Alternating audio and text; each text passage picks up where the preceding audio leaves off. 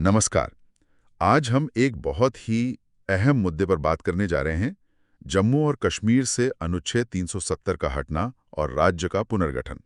ये 5 अगस्त 2019 को हुआ और यकीनन ये स्वतंत्र भारत के सबसे बड़े संवैधानिक और राजनीतिक घटनाक्रमों में से एक है। इसने जम्मू कश्मीर और भारत संघ के बीच का जो 7 दशकों पुराना रिश्ता था उसे पूरी तरह से बदल दिया। बिल्कुल। और हमारे पास जो जानकारी है वो इसके पूरे इतिहास, संवैधानिक दांवपेच, कानूनी चुनौतियों और जो हाल में हुआ है उस सब पर रोशनी डालती है। हाँ, तो हमारा मकसद यही है कि इस पूरे जटिल बदलाव की मुख्य परतें खोलें कि भाई ये सब शुरू कैसे हुआ, इसे लागू कैसे किया गया और फिर इसके नतीजे क्या निकल रहे हैं। तो चलिए एकदम शुरुआत से शुरू करते हैं। 1947 भारत का विभाजन और रियासतों का विलय। महाराजा हरि सिंह ने पहले तो स्वतंत्र रहने का सोचा था। जी, लेकिन अक्टूबर 1947 में जब पाकिस्तान से कबायली हमला हुआ तो उन्हें भारत से सैन्य मदद मांगनी पड़ी। और उसी मदद के बदले में 26 अक्टूबर 1947 को विलय पत्र मतलब इंस्ट्रूमेंट ऑफ एक्सेशन साइन हुआ। 27 अक्टूबर को माउंटबेटन ने स्वीकार भी कर लिया। लेकिन इसमें जहां तक मुझे याद है सिर्फ 3 विषय केंद्र को दिए गए थे। हाँ, बिल्कुल सही।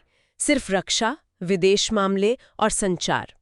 और देखिए, इस विलय पत्र की एक बहुत खास बात थी, क्लॉज 7। क्लॉज 7 वो क्या था? क्लॉज 7 ये कहता था कि राज्य को भारत का कोई भी आने वाला संविधान मानने के लिए मजबूर नहीं किया जा सकता। यहीं से असल में अनुच्छेद 370 की नींव पड़ी। अच्छा। फिर शेख अब्दुल्ला और केंद्र सरकार मतलब नेहरू जी, पटेल जी, एन गोपाल स्वामी अयंगर, इनके बीच लंबी बातचीत चली और तब जाकर अनुच्छेद 306 ए का ड्राफ्ट बना, जो बाद में संविधान के भाग 21 में अनुच्छेद 370 बन गया, एक अस्थायी संक्रमणकालीन प्रावधान के तौर पर। जी हाँ, अस्थायी। इसके तहत जम्मू कश्मीर को अपना संविधान बनाने की इजाजत मिली। केंद्र के कानून वहां सीमित तरीके से लागू होते थे। बाकी कानूनों के लिए राज्य सरकार की सहमति जरूरी थी। और इसे हटाने के लिए राज्य की संविधान सभा की सिफारिश अनिवार्य थी। ये अहम पेज था। बिल्कुल। और राज्य की संविधान सभा तो 1951 में बनी, 1956 में राज्य का संविधान अपनाया और फिर भंग हो गई। तो फिर संविधान सभा ही नहीं रही तो अनुच्छेद 370 हटेगा कैसे? ये तो एक तरह से स्थायी हो गया। हाँ, ये एक बड़ा संवैधानिक सवाल खड़ा हो गया। हालांकि 1954 के बाद कई राष्ट्रपति आदेश आए जिनके जरिए धीरे धीरे भारतीय संविधान के बहुत से प्रावधान और केंद्रीय कानून वहां लागू किए गए। और फिर 1968 में सुप्रीम कोर्ट ने संपत प्रकाश मामले में कह दिया कि संविधान सभा भंग होने के बाद भी अनुच्छेद 370 बना रहेगा। इससे तो ये लगभग स्थायी जैसा ही लगने लगा था। राजनीतिक रूप से भी तो इस पर हमेशा बहस रही। भारतीय जनता पार्टी शुरू से ही इसके खिलाफ थी। वो मानती थी कि ये पूर्ण एकीकरण में बाधा है, आर्थिक विकास रोकता है और कहीं ना कहीं अलगाववाद को भी बढ़ावा देता है। सही कहा। दूसरी तरफ जो इसके समर्थक थे वो इसे एक संवैधानिक वादा, संघीय ढांचे का प्रतीक और कश्मीरी पहचान की सुरक्षा के लिए जरूरी मानते थे। 2014 में जब केंद्र में सरकार बदली, नरेंद्र मोदी सरकार आई, तो इसे हटाने की दिशा में कह सकते हैं माहौल बनने लगा। हाँ, लेकिन चुनौती वही थी, सुप्रीम कोर्ट का 1968 का फैसला और संविधान सभा का न होना। इसी बीच जम्मू कश्मीर में राजनीतिक अस्थिरता भी बढ़ी। आपको याद होगा 2014 में बीजेपी पीडीपी का गठबंधन बना, जो 2018 में टूट गया। फिर राज्यपाल शासन और दिसंबर 2018 से राष्ट्रपति शासन लग गया। जी, और फिर आया अगस्त 2019। हाँ, वो हफ्ता तो सबको याद है। हजारों अतिरिक्त सुरक्षा बल, बड़े बड़े नेता नजरबंद या हिरासत में, फोन इंटरनेट सब बंद। माहौल बहुत तनावपूर्ण था। बिल्कुल। और फिर 5 अगस्त 2019 को राष्ट्रपति ने जारी किया आदेश CO 272।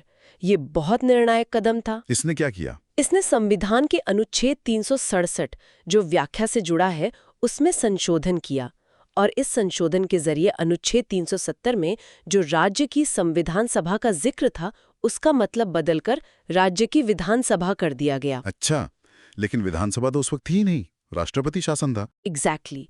किसी राष्ट्रपति शासन था तो विधानसभा की सारी शक्तियां संसद के पास थीं। तो अब संसद ही राज्य की विधानसभा की ओर से सिफारिश कर सकती थी। इसने वो रास्ता खोल दिया जिसकी सरकार को तलाश थी। समझ गया। ये वो संवैधानिक की थी जिससे ताला खोला गया। फिर तो तेजी से सब कुछ हुआ। हाँ, उसी दिन 5 अगस्त को गृह मंत्री अमित शाह ने राज्यसभा में अनुच्छेद 370 को निष्क्रिय करने का प्रस्ताव रखा, जो पास हो गया 125 पक्ष में 61 विपक्ष में। और फिर राष्ट्रपति ने दूसरा आदेश CO 273 जारी किया। जी, CO 273। इससे अनुच्छेद 370 के खंड 1 को छोड़कर बाकी सारे खंड निष्क्रिय कर दिए गए। मतलब अनुच्छेद 370 एक तरह से निष्प्रभावी हो गया। और अगले दिन 6 अगस्त को लोकसभा ने जम्मू और कश्मीर पुनर्गठन विधेयक 2019 पास कर दिया, 370 पक्ष में 70 विपक्ष में। हाँ, और 9 अगस्त को राष्ट्रपति की मंजूरी मिल गई। इस कानून ने राज्य को 2 केंद्र शासित प्रदेशों में बांट दिया, जम्मू और कश्मीर जहां विधानसभा होगी और लद्दाख जहां विधानसभा नहीं होगी। लद्दाख में लेह और कारगिल जिले आ गए। लोकसभा की सीटें भी बढ़ गईं, 5 JNK, 1 लद्दाख। बिल्कुल, दोनों जगह उपराज्यपाल नियुक्त हुए। लगभग 106 केंद्रीय कानून लागू हो गए और 153 राज्य कानून खत्म हो गए। और हाँ, अनुच्छेद 35A जो बाहरी लोगों की संपत्ति खरीदने और नौकरी पाने पर रोक लगाता था, वो भी खत्म हो गया। इसके बाद का जो दौर था वो कश्मीर के लिए काफी मुश्किल रहा।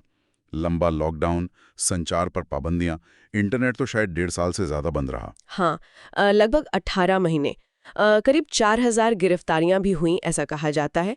फिर अप्रैल 2020 में नए डोमिसाइल नियम आए। अच्छा, वो नियम जिनसे बाहर के लोगों के लिए वहां बसना आसान हो गया, जैसे 15 साल से रहने वाले या 10 साल नौकरी करने वाले केंद्रीय कर्मी। जी, और उनके बच्चे भी। इससे स्थानीय आबादी में अपनी जमीन, पहचान और नौकरियों को लेकर चिंताएं भी बढ़ीं। जनसांख्यिकी बदलाव का डर भी जताया गया। अंतर्राष्ट्रीय स्तर पर क्या प्रतिक्रिया हुई? पाकिस्तान ने तो जाहिर है कड़ा विरोध किया होगा। हाँ, पाकिस्तान ने कड़ा विरोध किया, इसे UN तक ले गया। अमेरिका ने इसे भारत का द्विपक्षीय मुद्दा कहा। चीन ने लद्दाख को केंद्र शासित प्रदेश बनाने पर आपत्ति जताई, क्योंकि उसका सीमा विवाद है।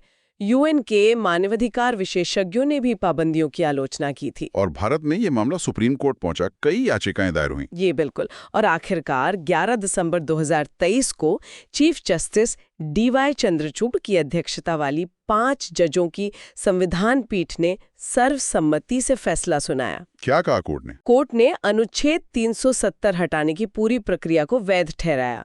उन्होंने माना कि अनुच्छेद 370 वाकई एक अस्थायी प्रावधान था, राष्ट्रपति को इसे हटाने का अधिकार था, और जम्मू कश्मीर पुनर्गठन अधिनियम भी संवैधानिक था। लेकिन कोर्ट ने राज्य का दर्जा बहाल करने और चुनाव कराने का निर्देश भी दिया था। हाँ, कोर्ट ने कहा कि जम्मू कश्मीर का राज्य का दर्जा जल्द से जल्द बहाल किया जाए और 30 सितंबर 2024 तक विधानसभा चुनाव कराए जाएं।